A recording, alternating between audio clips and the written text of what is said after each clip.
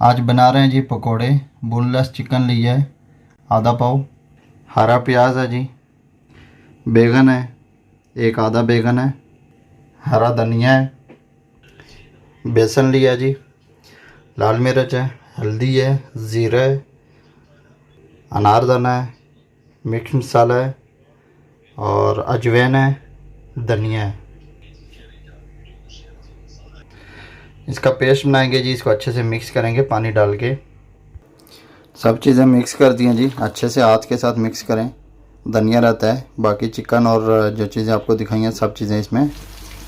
माशाल्लाह ज़बरदस्त टेस्ट है जी। मैंने दो पहले चेक किए हैं, बहुत अच्छा कॉम्बिनेशन है। आप लोग भी इसको बनाएं। पकौड़े रेडी हो चुके हैं। माशाल्लाह माशाल्लाह ज़बरदस्त टेस्ट। माशाल्लाह जी माशाल्लाह, पकौड़े मज़ेदार तैयार हुए हैं जी। बहुत ही टेस्टी हैं, बहुत ही ज़बरदस्त कॉम्बिनेशन है।